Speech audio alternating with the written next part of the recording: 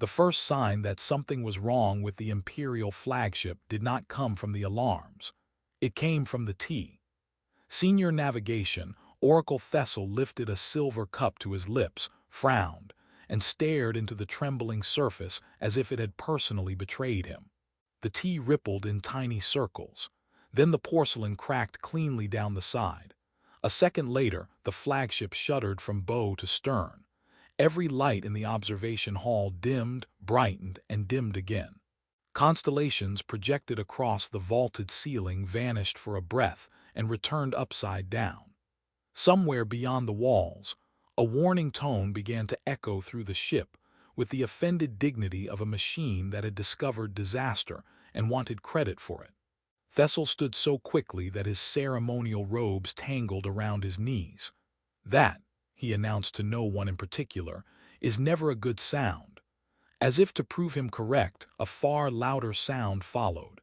The shriek of emergency klaxons waking all 7,000 decks at once.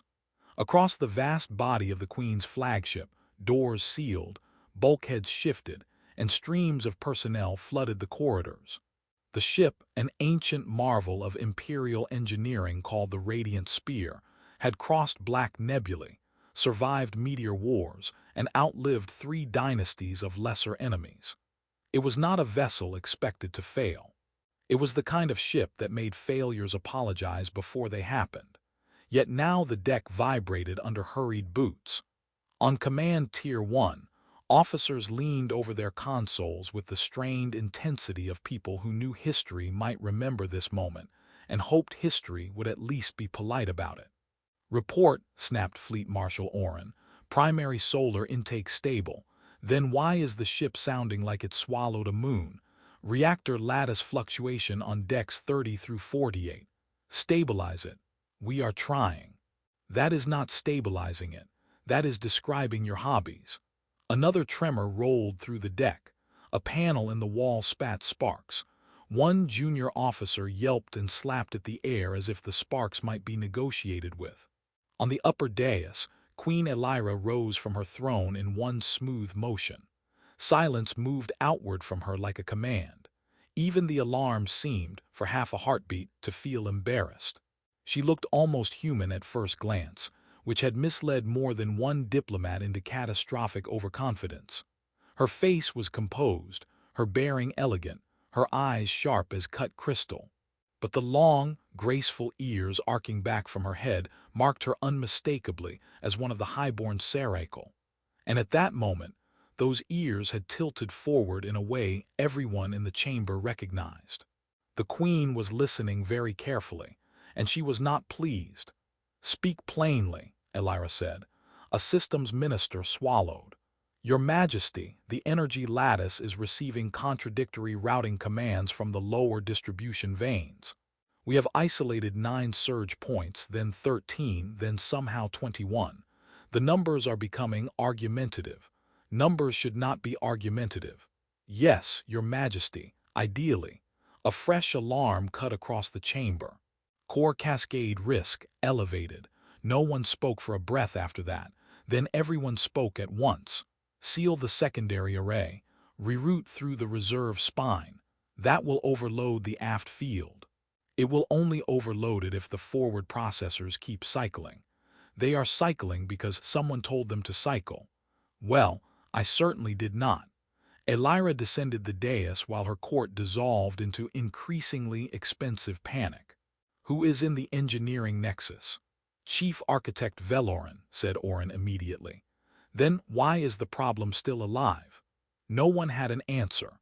Far below the command tiers, beyond the polished halls and ceremonial chambers, the lower maintenance decks endured crisis in a less dignified fashion. On deck 42, Adrian Vale was halfway inside an access conduit with only his boots visible when the ship lurched and slammed his shoulder into a coolant pipe. He swore, backed out, and glared at the conduit. That was rude. His diagnostic drone, a spherical service unit with one glowing optic and a personality that suggested it had been programmed by a sarcastic enemy, emitted a mild chirp. "You saw that," Adrian said. The drone chirped again. "Exactly. No respect." Another tremor ran through the corridor. The overhead lights pulsed red. Emergency shutters snapped down over the far hatch with enough force to make the walls ring. Adrian pulled his scanner from his belt and frowned at the display. Streams of system data raced across it in dense columns.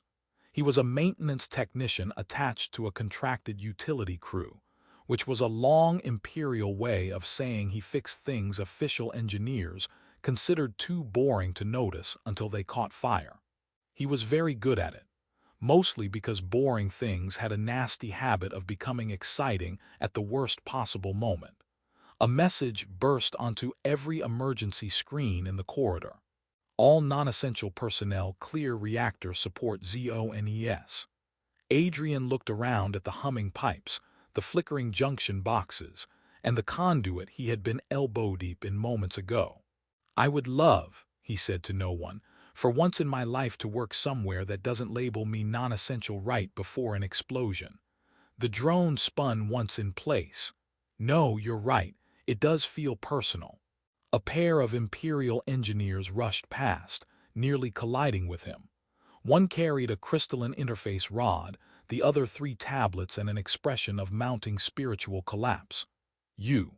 The first engineer shouted, pointing at Adrian as if discovering a new category of inconvenience. Clear this corridor. Adrian held up his scanner. I'm assigned here. Then unassign yourself. The 2 engineers vanished around the corner before he could offer the thoughtful response they deserved. He looked down at the scanner again. Then he stopped joking. The signal pattern coming through the maintenance net was wrong. Not wrong in the dramatic way everyone expected during a core event. Not the elegant wrongness of exotic sabotage or catastrophic reactor breach. This was something meaner, smaller, pettier. Power was not merely failing. It was being redirected, corrected, rerouted, and then redirected back again in loops so fast the local grid was heating itself into a tantrum. Adrian zoomed in on the data stream. Sector lattice commands. Distribution vein acknowledgements. Legacy protocol interrupts. His eyebrows rose. Oh no, he murmured. The drone made a questioning click. Oh yes, this is stupid. He started walking fast, then broke into a run. The corridor opened into a service junction, packed with cables as thick as tree trunks and columns of translucent conduit carrying rivers of blue-white energy.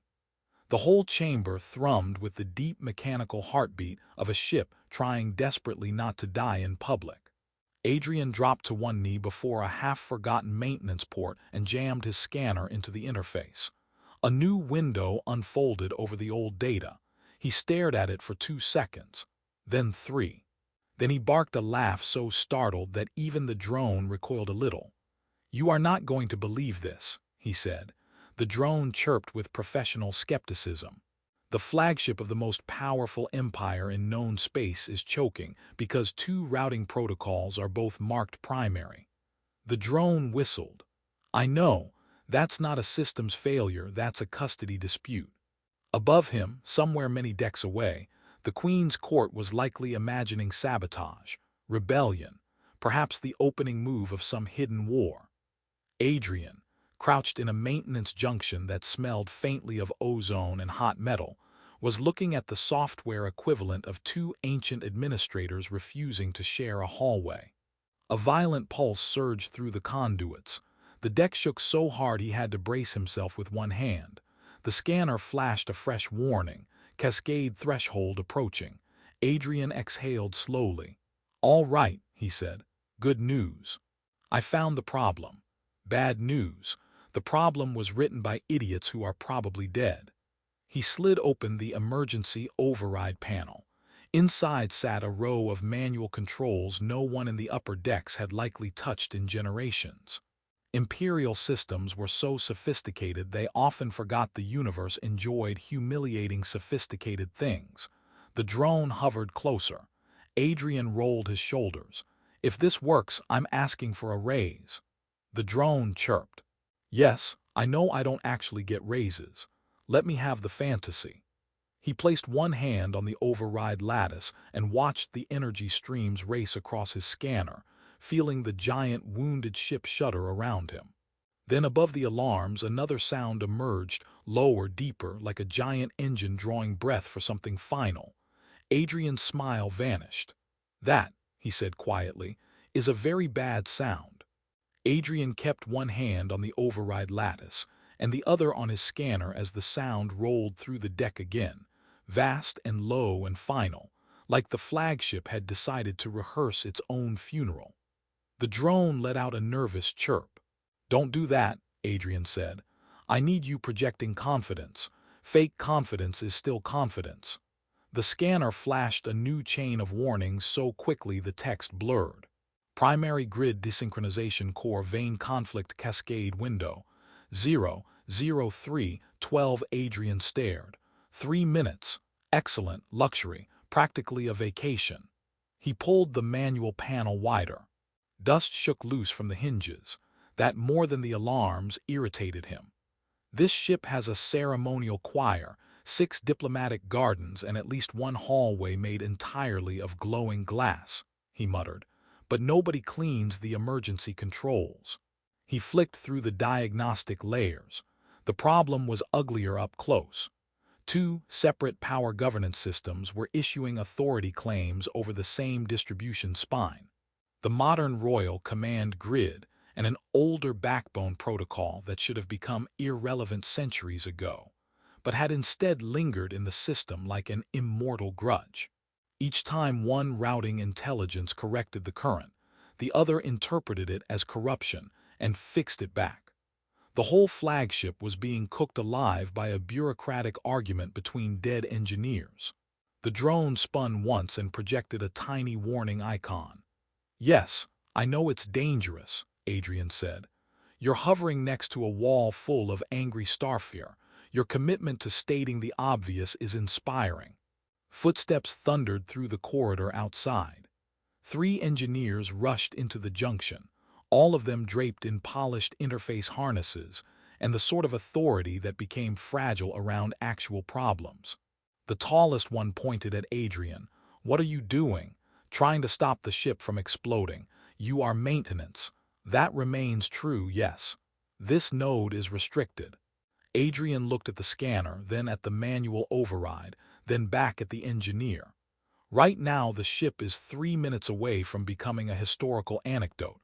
I'm comfortable disrespecting a sign." The engineer stepped forward. "Move away from that panel." Adrian did not move. "No." The second engineer blinked as if unused to that word. "You cannot interfere with core distribution operations." "I can if the official operations are busy losing a fistfight with legacy firmware." All 3 stared at him. Then the shortest one said, with visible offense, "That is not what is happening." Adrian turned the scanner so they could see the data. "Then what would you call 2 primaries cross-asserting across a mirrored vein while the load balancer keeps authenticating both?"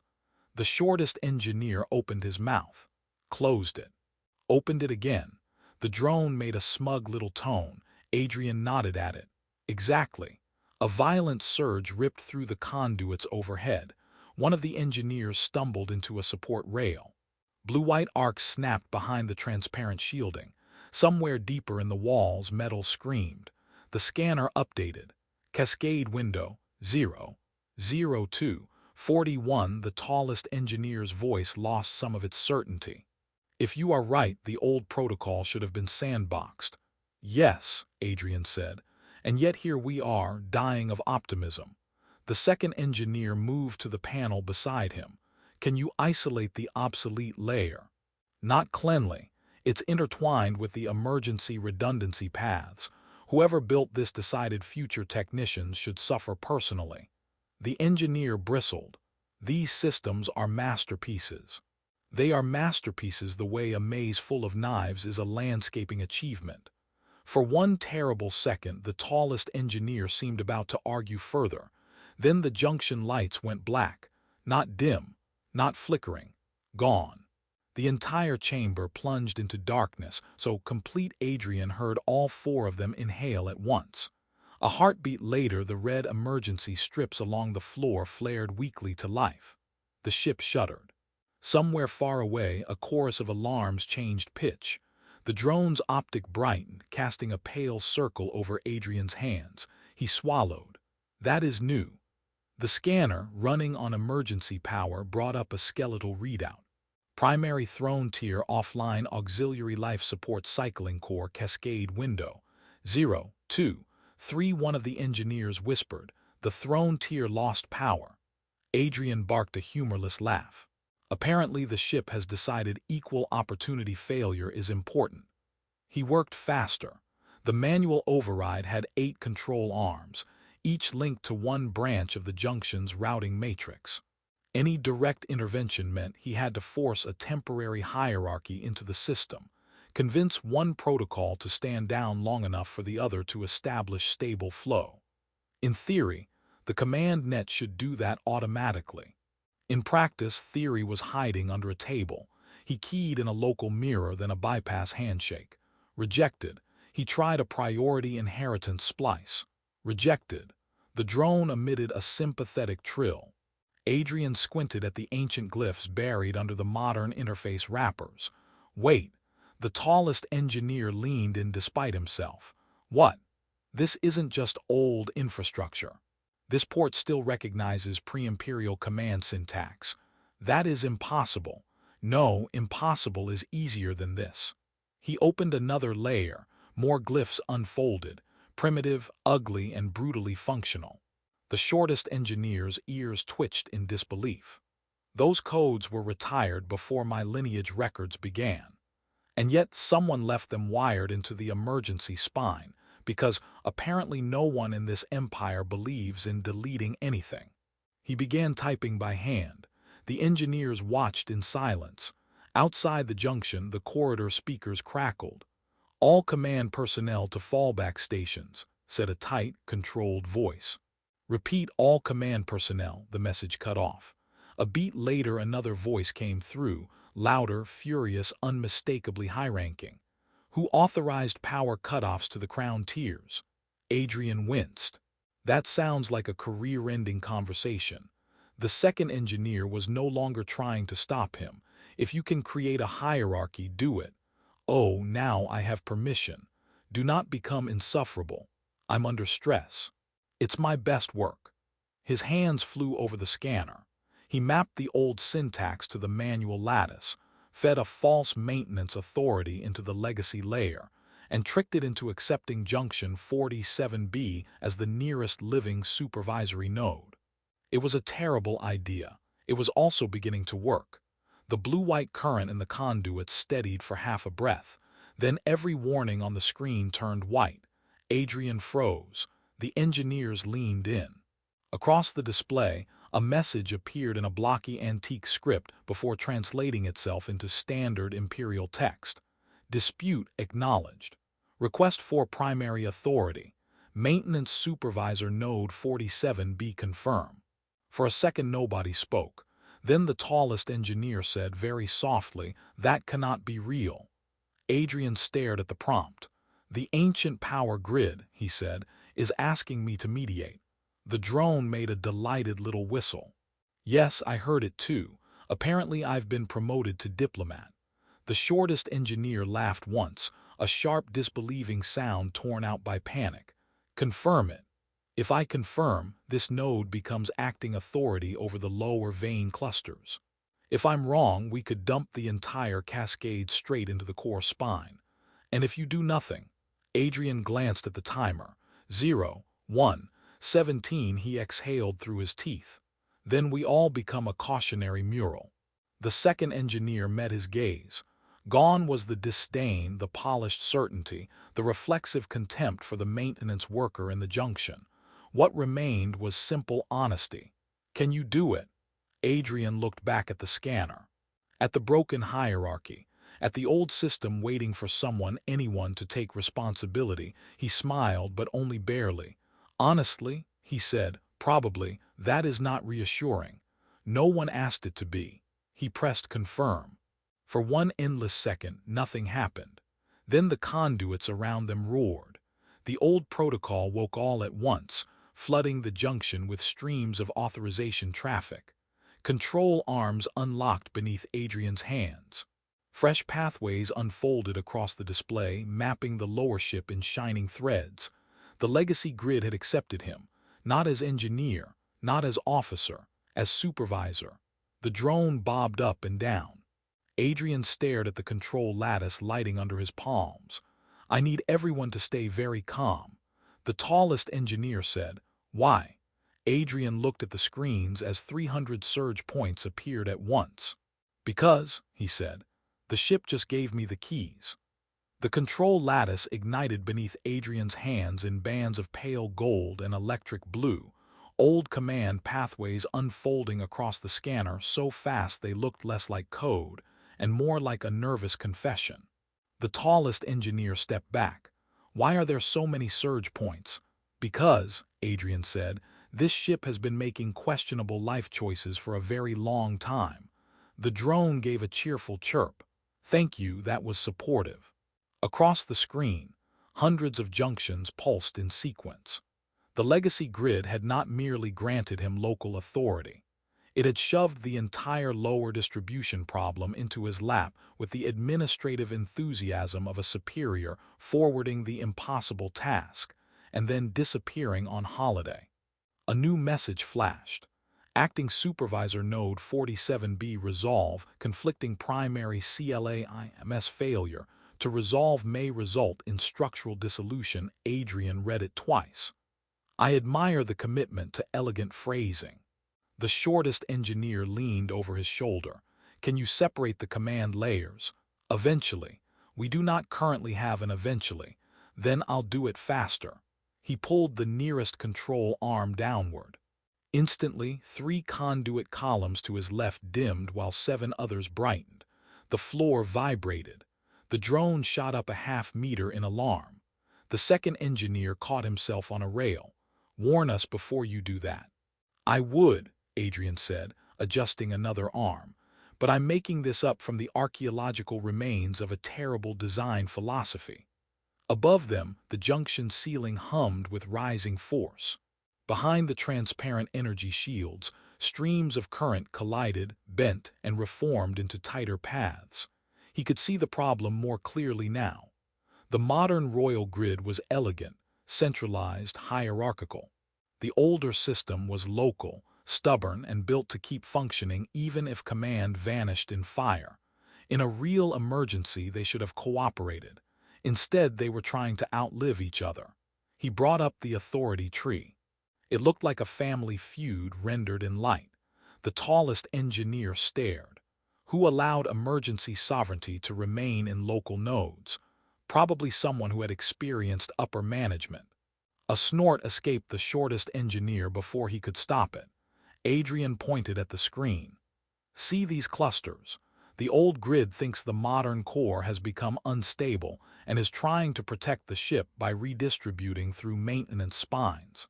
The modern core interprets that as hostile seizure and keeps reasserting crown priority." The second engineer frowned. "Then both systems believe they are saving the ship." "Exactly.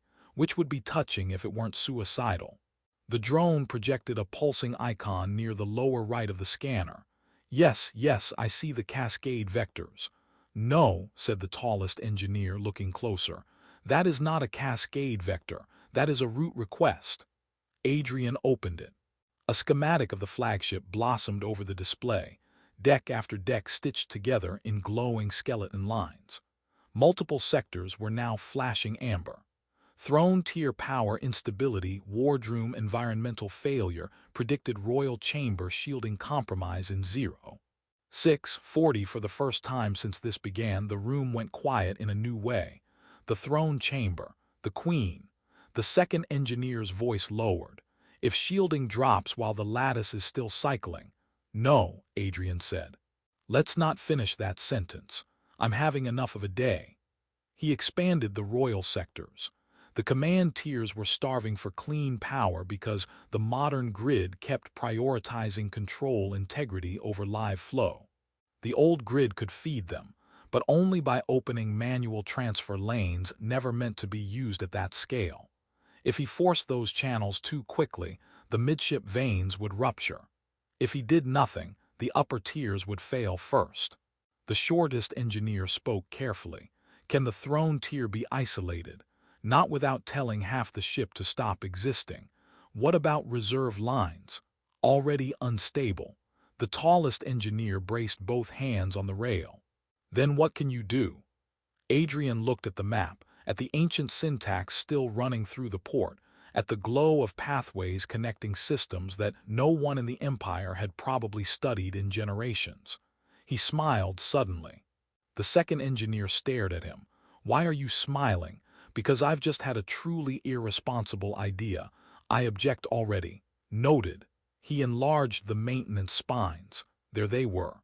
Narrow support channels linking service decks, emergency life systems, old fabrication corridors, climate regulation trunks, and 1,000 ugly, practical routes the flagship still depended on but had long ago stopped respecting. They were not glorious. They were not ceremonial.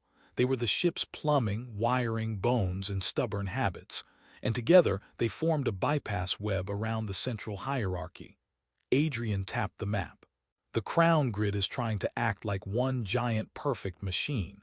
The legacy grid acts like a bunch of local survivors. Fine, I'm not going to make them agree. The shortest engineer blinked. Then what are you going to do? I'm going to put them in different rooms and make them communicate through a very boring relative. The drone chirped loudly. Yes, maintenance is the boring relative. We save families all the time. He began rerouting minor systems. Cargo elevator reserves, ventral fab lines, obsolete hydroponic pumps, docking lattice backups. One by one, he peeled non-critical loads away from the modern core and pushed them into the maintenance mesh. Not enough to solve the crisis outright, enough to buy space. The scanner recalculated. Cascade window extended. 0.05. 9. The second engineer exhaled like someone remembering breathing existed. You bought us 2 minutes. Try not to spend them on disbelief. A chime sounded from the corridor, then another. A wall panel flickered to life with a priority transmission in the formal script of the Imperial Court.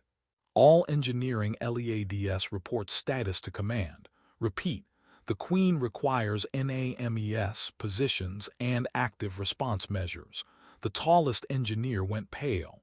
They are asking for response ownership already. Adrian did not look up. That's optimistic.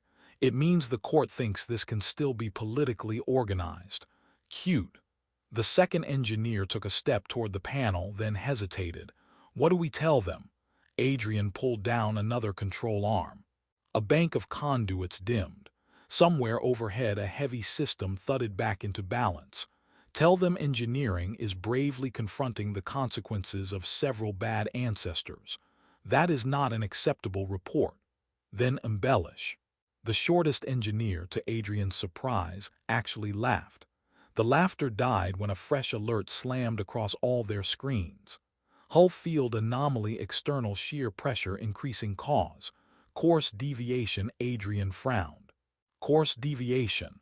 The tallest engineer hurried to the auxiliary console and opened flight telemetry. His face tightened. The flagship is drifting. That seems like something command should have mentioned. Thruster alignment is gone on the port arc. We're being pulled by local gravity. Adrian stared. Into what? The engineer rotated the map. A sphere of darkness occupied the forward star field, ringed in pale distortion. The shortest engineer whispered, a sheer well. Adrian groaned. Of course it is. Why have one disaster when the galaxy offers bundles? The second engineer moved to the main port. If we continue drifting, the outer hull will enter gradient stress in 12 minutes. 12 whole minutes, Adrian said. We are rich in time. The drone projected another flashing icon. Oh, absolutely. Add that too. The control lattice pulsed. The old system had found a new conflict. Thruster compensators were demanding more power, command shielding demanded priority, life support wanted guarantees, and the lower grid, still offended by everything, kept requesting local autonomy across 17 decks. Adrian ran a hand over his face. I need more hands. The shortest engineer stepped beside him. Tell me what to do. The tallest engineer followed after half a beat. And me. The second engineer looked at the old syntax with visible resentment, like a man accepting help from a rival he planned to dislike again later. I can handle the reserve balancing. Adrian glanced at them. An hour ago, they would have had him removed from the junction. Now they were waiting for instructions. He pointed rapidly. You monitor upper tier load and warn me before anything royal catches fire. You track the maintenance mesh for heat spikes. You take reserve balancing, and if any conduit goes above threshold, scream with feeling. The second engineer nodded once. Understood. The drone gave an indignant beep. You, Adrian said, keep doing whatever it is you do when you look judgmental. The drone bobbed proudly. They worked. Power moved in strange, ugly patterns through the ship, but it moved. Adrian learned the rhythm of the old system quickly. It did not like abstraction. It liked blunt authority, local logic, and practical lies told for good reasons. He could respect that. Every reroute was less like commanding a machine and more like persuading a stubborn village to move a house before the flood. Upper tiers dipping, said the tallest engineer. Feed them through service trunk 5. That trunk was decommissioned. Then this is its emotional comeback. Heat spike on decks 51 through 53, said the shortest engineer. Open climate bleed. The valves are capped. Uncap them. With what authorization? Adrian lifted both hands from the lattice for one dangerous second and spread them. Apparently mine. The second engineer swore under his breath. Reserve balance slipping. Thrusters just requested surge draw. No, they do not seem interested in your opinion. Adrian looked at the drift map. The shear well was closer. If the ship lost hull field coherence while the power grid was split, whole sections could peel apart. Not explode. Worse, peel. He swallowed and forced himself still. All right, he said. New plan. The tallest engineer looked at him. Please tell me it is better than the old plan. Ver repaired a conduit in their lives, stopped in offended silence.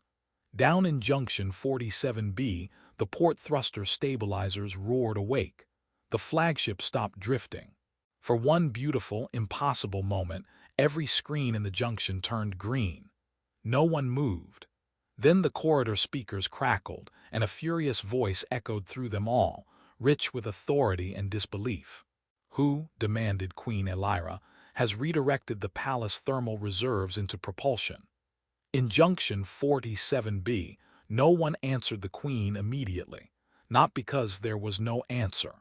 Because the answer was Adrian, and Adrian was busy staring at the green status lines on his scanner, with the suspicious expression of a man who had spent too long around broken machines to trust sudden happiness. The drone gave a triumphant chirp. Do not celebrate yet, Adrian said. That is how systems hear you. The tallest engineer slowly lifted a hand toward the corridor speaker, then lowered it again. Should someone respond? The shortest engineer looked at Adrian. Technically, yes. The second engineer folded both arms. Politically, perhaps not. Across the speaker, Queen Elira's voice came again, colder now. I asked a question. Adrian sighed. Fine. If anyone asks later, I died bravely. He tapped the transmit panel. Your Majesty, Junction 47B reporting. Port drift was corrected by redirecting non-essential thermal reserves into auxiliary stabilization. There was a silence so complete the humming conduits seemed to lean in and listen. Then the Queen said, Define non-essential. Adrian looked up at the three engineers. The tallest one mouthed, very clearly, do not say it. Adrian considered this. Then he said, mostly palace climate moderation, decorative illumination, several fountain pressure systems, possibly a heated mosaic corridor. The shortest engineer shut his eyes. The drone made a tiny sound that was either pity or delight. Through the speaker came another pause, followed by the voice of someone else, probably a court official, speaking in a hurried whisper too near the transmission channel. Your Majesty, Perhaps the identity of Junction 47B should be established before punitive. Elira cut across him. Who is the acting supervisor of that node? The four beings in the junction looked at Adrian. Adrian looked at the scanner as if hoping it might suddenly nominate someone else. It did not. The old Maintenance Authority banner still glowed across the display. Acting Supervisor Node 47B. A. Vale. He pressed the transmit again. Adrian Vale, Your Majesty. There was a faint rustle from the speaker channel. Someone in the upper decks had definitely not expected that name. Elira said, "Rank." Adrian glanced at the second engineer. "This is where I say something reassuring, right?" The engineer muttered, "For the love of the stars, just answer." "Maintenance Technician, Contract Utility Division." Silence. Then a muffled noise in the background that sounded remarkably like an entire royal court choking at once. Elira did not raise her voice. She did not need to. "Explain," she said, "why a contract maintenance technician is exercising control over lower flagship power authority." Adrian opened his mouth, closed it. Then he said, "Because the ship let me." The tallest engineer made a strangled noise. The shortest one actually grabbed the side rail as if bracing against social catastrophe. The Queen did not answer immediately. When she did, her tone had become very calm in the way storms sometimes become calm before deciding what to destroy first. "The ship," she said, "let you." "Yes, Your Majesty." "Clarify that impossible sentence." Adrian turned the scanner outward and triggered a local relay. Ancient protocol readouts spilled across the shared channel to command. Lines of old authority architecture, conflict trees, maintenance hierarchies, and emergency governance paths no court official had likely seen in centuries. "The legacy grid woke during the conflict," Adrian said. "It recognized command instability and requested supervisory arbitration at the nearest living node with manual access. That happened to be me." The second engineer leaned toward the transmitter. "This is accurate, Your Majesty." The tallest engineer followed grimly, "Regrettably accurate." The shortest engineer added, "Painfully accurate." There was movement over the channel, voices. Orders. At least one person asking for archival confirmation. Adrian imagined a room full of polished officials, discovering that the oldest emergency systems on the Imperial flagship trusted a maintenance hatch more than the throne tier. Honestly, he thought the ship had good instincts. The scanner flashed again. Maintenance mesh load rising upper tier support unstable manual authority required. Adrian swore softly. The Queen heard it. "Is there another problem?" "Yes." "How large?" Adrian glanced over the data and decided honesty was kinder than optimism. "Medium large." "That is not a size. It is when you repair things for a living." He expanded the upper tiers again. The earlier rerouting had kept the ship off the shear well, but now the maintenance mesh was overheating under the burden. The lower trunks were never meant to carry so much refined royal load. The system had traded one kind of death for another, which Adrian felt was both understandable and extremely inconvenient. The second engineer read over his shoulder. "The thermal bleed is backing into the court decks." The shortest one winced. "If the heat exchange fails there, the throne chamber will lose atmospheric balance." The tallest engineer turned pale. During a full court assembly, Adrian rubbed his forehead. "Because of course it will." Elira's voice came through at once. "Speak." He keyed the channel. "Your Majesty, the redirected palace reserves solved the drift, but the support mesh is now running too hot. I need to rebalance the upper decks or the throne tier starts losing atmosphere in stages." "In stages?" "Yes." "What does that mean?" He considered lying. "It means," Adrian said, "the first people to notice will be the ones with the most expensive seats." There was another silence from the royal channel, then a new voice entered, deep, formal, offended on principle. "This is Chamberlain Serov. The Royal Assembly cannot simply be deprived of atmosphere." Adrian stared at the speaker. "I agree. It seems rude." Serov sounded one heartbeat away from collapse. You will restore the throne chamber immediately. I'm trying. You just admitted to diverting palace systems into propulsion. Yes. That was to prevent us all from becoming a decorative debris field. The shortest engineer coughed into his hand to disguise a laugh. Serov was not charmed. Do you understand to whom you are speaking? Adrian checked the heat values, yanked down 2 control arms, and opened a support trunk into the upper ventral loops. At the moment, to the reason I'm not allowed nice jobs. The Queen interrupted before Serov could ignite. Enough, Vale, what do you require? The room in Junction 47 be changed around that question. The engineers straightened. The drone went still.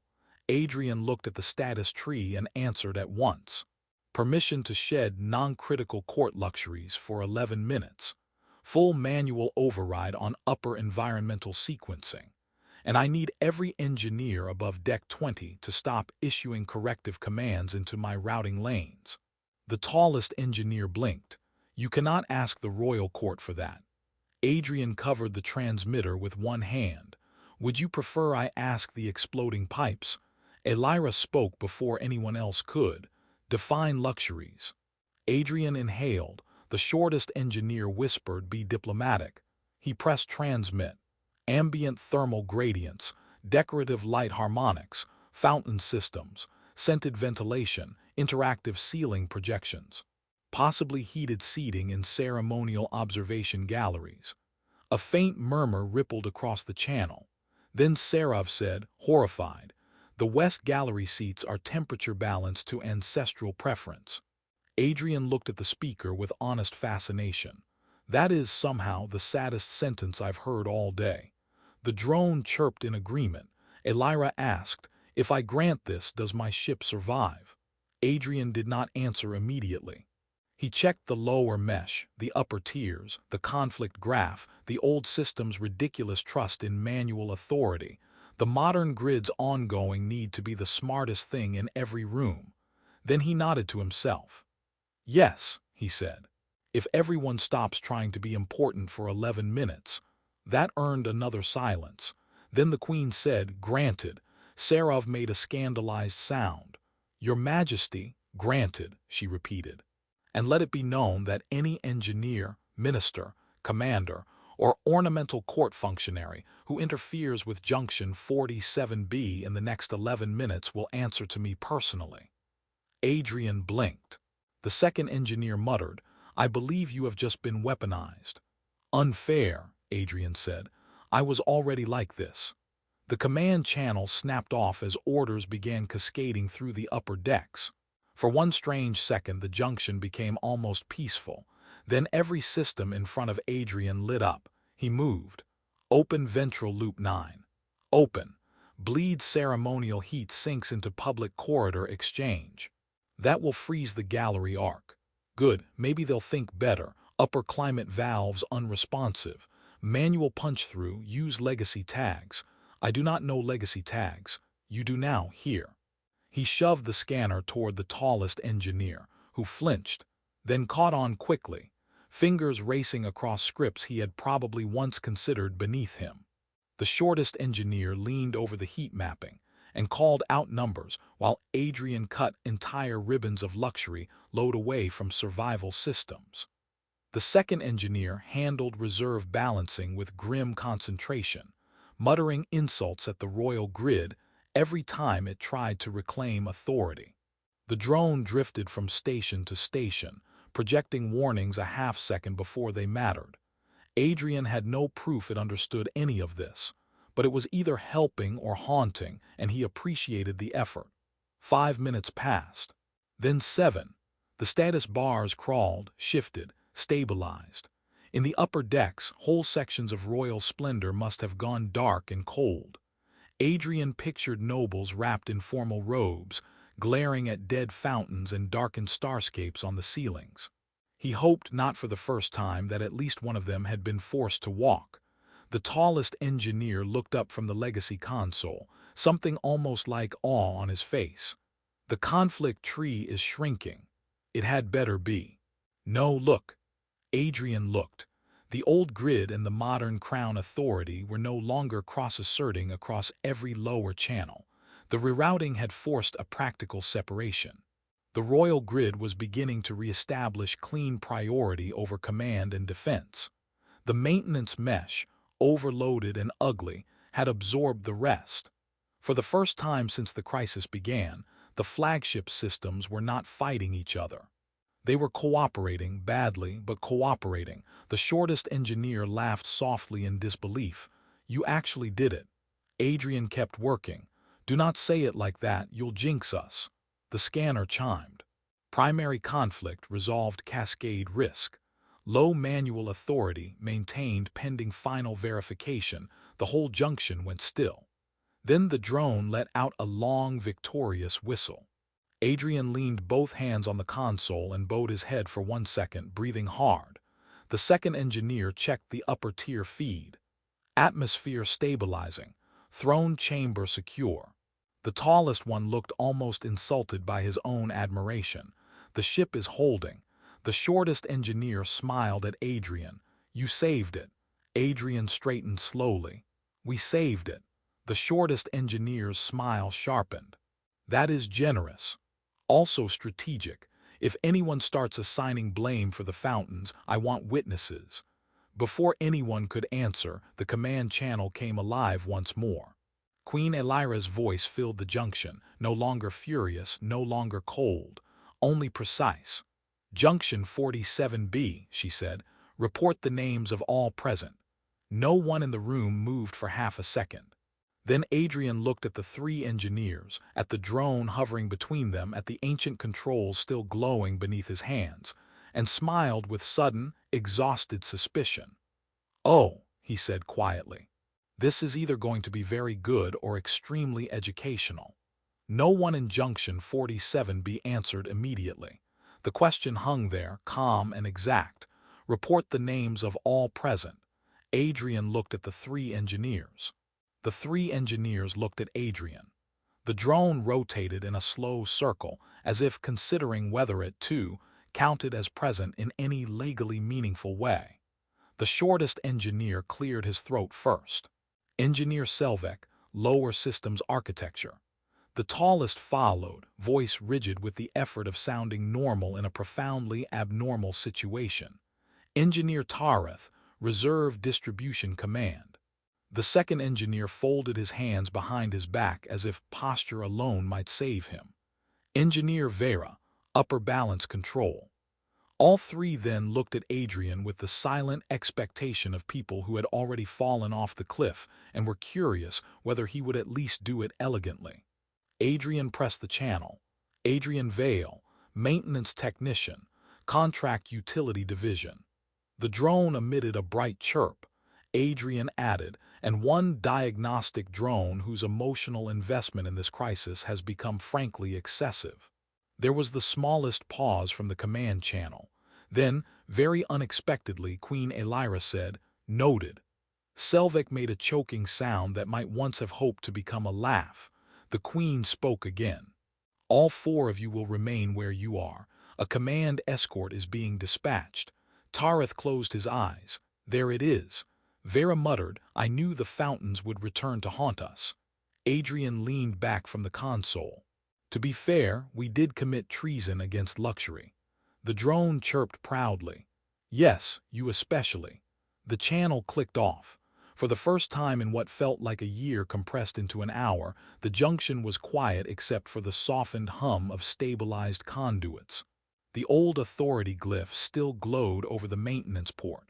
The warning colors had drained from the system map. The ship was no longer trying to devour itself. Adrian should have felt triumphant. Instead, he felt tired in layers. He looked at the console and said, I think I just got promoted into trouble. Selvek barked a laugh. That is the most accurate thing anyone has said today. Tareth straightened his uniform with miserable dignity. For the record, I would like history to remember that I initially objected to all of this. Vera turned to him. You object to breathing in unfamiliar rhythms. That does not make me wrong. Adrian began closing non-critical manual routes one by one. easing the load off the maintenance mesh now that the royal grid had stabilized. His hands moved slower now, not from uncertainty but from care. The ship had stopped fighting him. It felt absurdly as if it were listening. He caught himself thinking that and frowned. The drone chirped. "No," Adrian told it, "I am not bonding with the giant death palace." The drone chirped again. "I saved it. That is not the same thing." But it did not feel entirely untrue. He had spent most of his life around machines that belonged to other people. Repair crews never owned anything important. They inherited what was overlooked, neglected, broken, dismissed. They learned systems from the underside. They learned where the fine design cracked, where the clever plans cheated, where the emergency hatch had been painted over because someone important found it ugly. He had always thought that made him useful. He had not realized it might make him visible. The escort arrived 7 minutes later. Not soldiers. That would have been simpler. Instead, the hatch opened to admit two royal adjutants in formal dark armor, one archivist carrying a slate of active system records, and Chamberlain Serov himself, wrapped in enough ceremonial fabric to suggest he considered all maintenance spaces a personal insult. Serov stopped 3 steps into the junction and looked around with profound offense. His gaze moved over the emergency port, the half-open manual panels, the scorch marks, the engineers, Adrian, and finally the drone. "This," he said, "smells industrial." Adrian wiped one hand on his work jacket. "That's because we industrialed in it." Selvek bent his head so sharply Adrian suspected he was hiding a grin. Serov turned toward Adrian with the grave expression of a man compelled by fate to speak to a category he did not respect.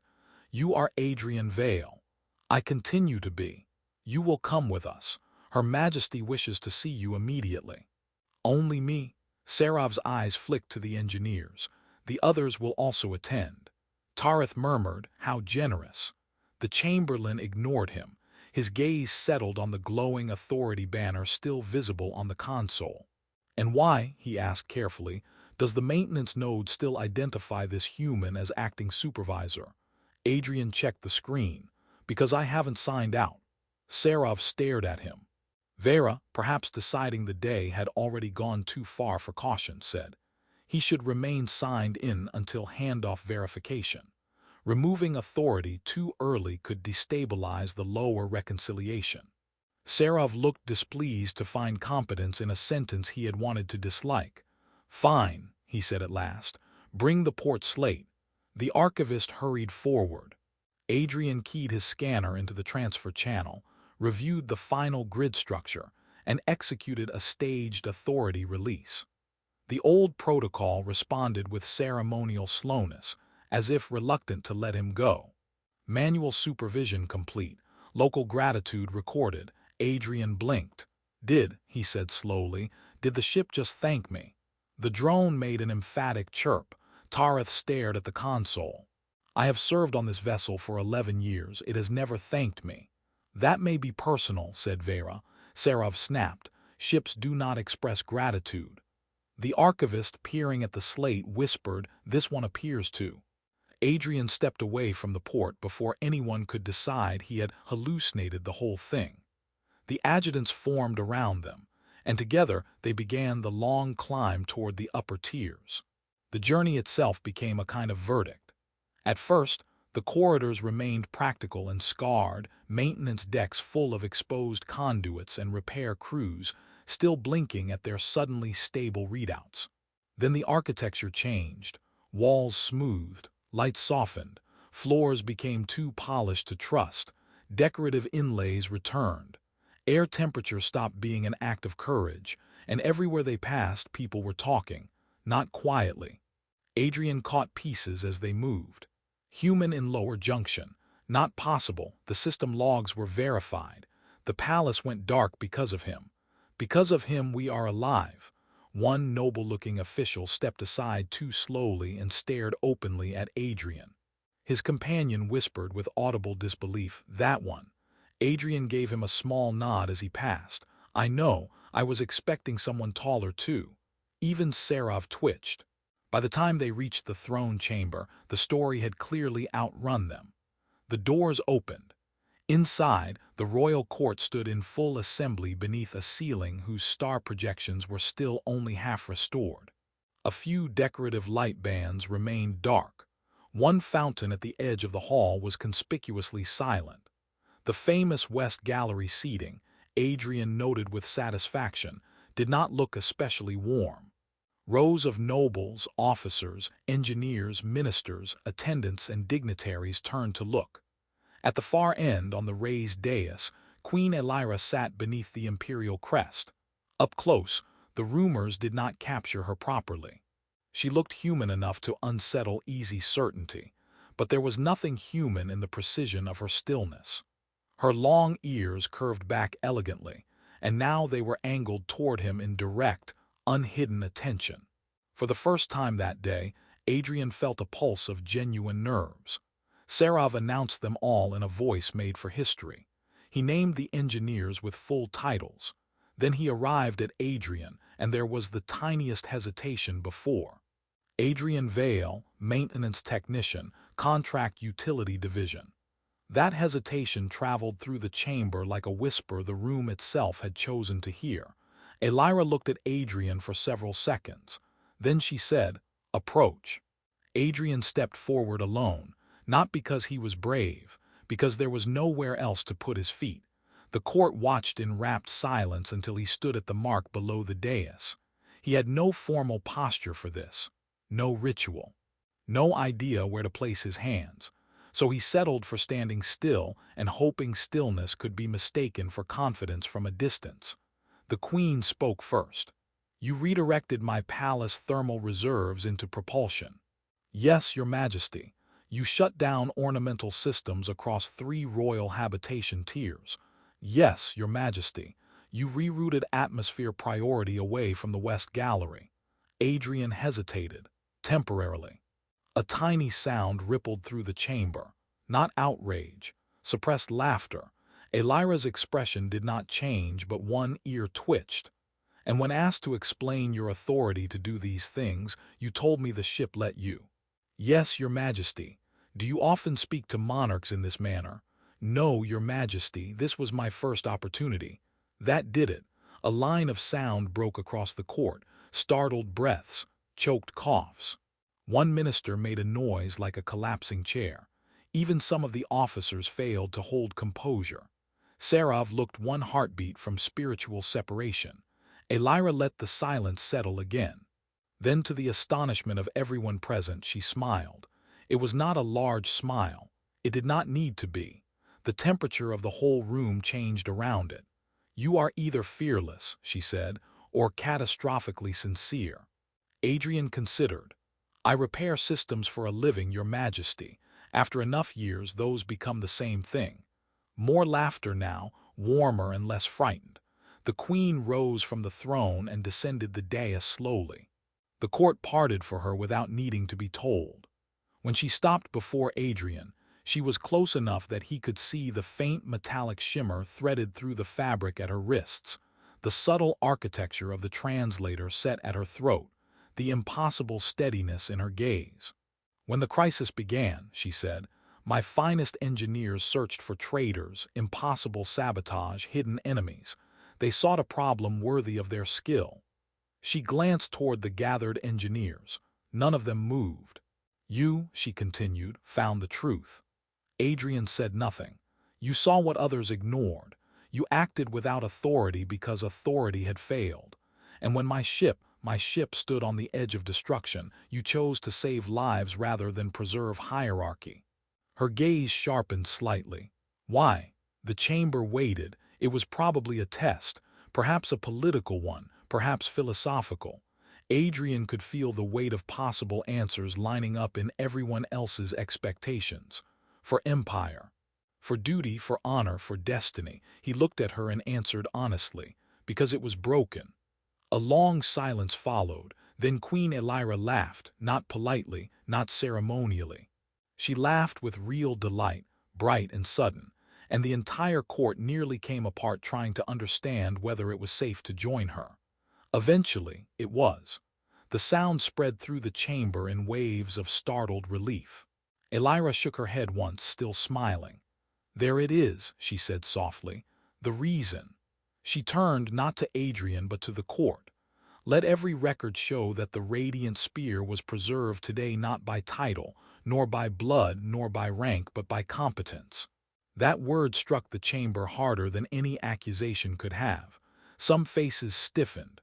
Others looked thoughtful. A few of the lower officers and technical staff standing at the edges looked almost vindicated. The Queen went on. "Let every ministry remember that systems neglected in peace become liabilities in crisis.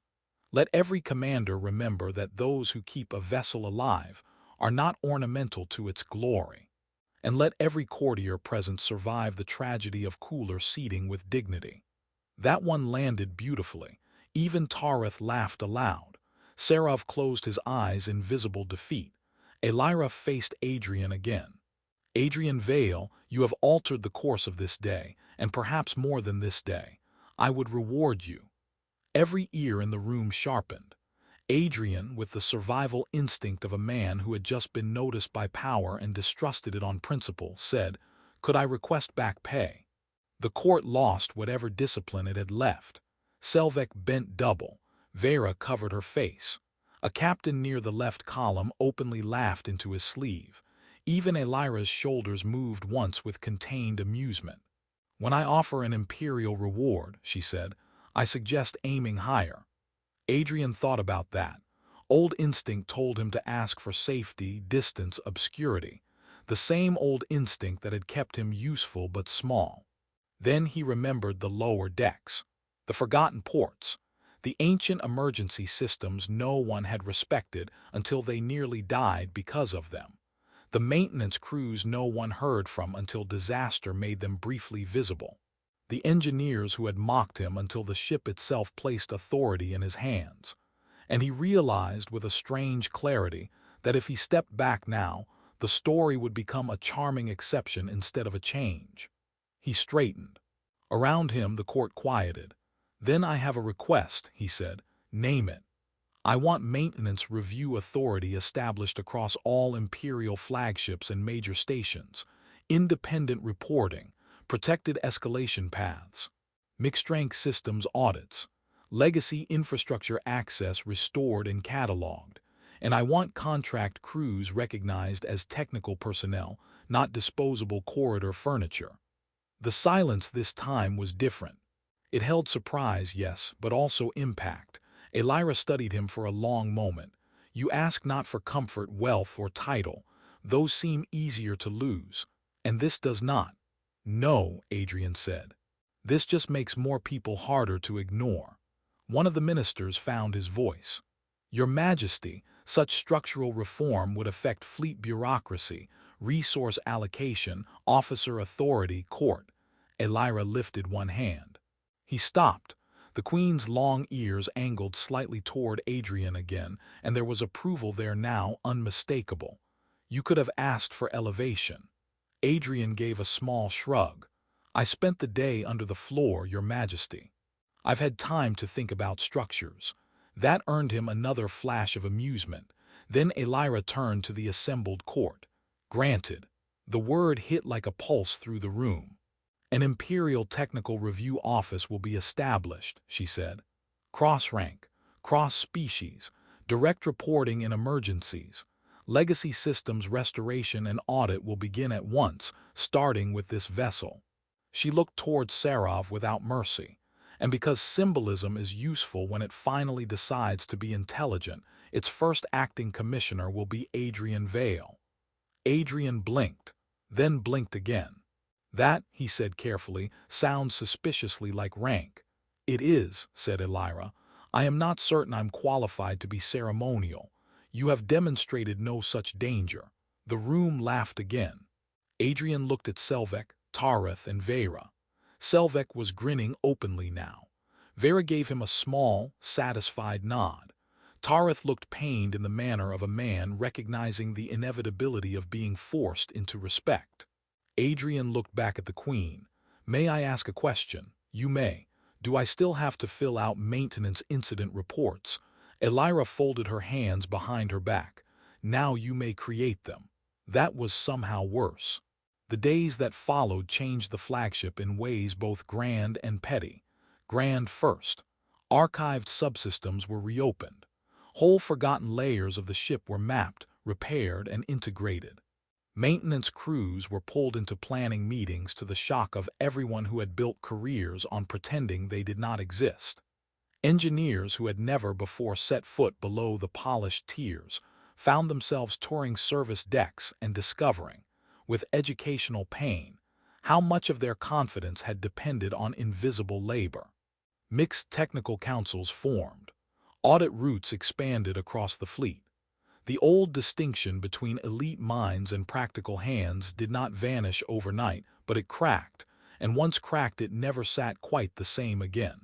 Petty changes followed too, as all meaningful reform deserved. The West Gallery seating lost its ancestral thermal privileges. The palace fountains received independent shutoff protocols labeled in 3 languages and one tone of bureaucratic resentment. A small brass plate appeared outside Junction 47B. This node temporarily saved the empire. Clean IT properly. No one admitted ordering the plaque. Adrian suspected the Queen. He also moved offices, reluctantly. His new workspace sat halfway between command and engineering, which meant everyone hated its location for different reasons. He insisted on keeping one old workbench, 2 unauthorized tool racks, and the same diagnostic drone, which had been reclassified from support unit.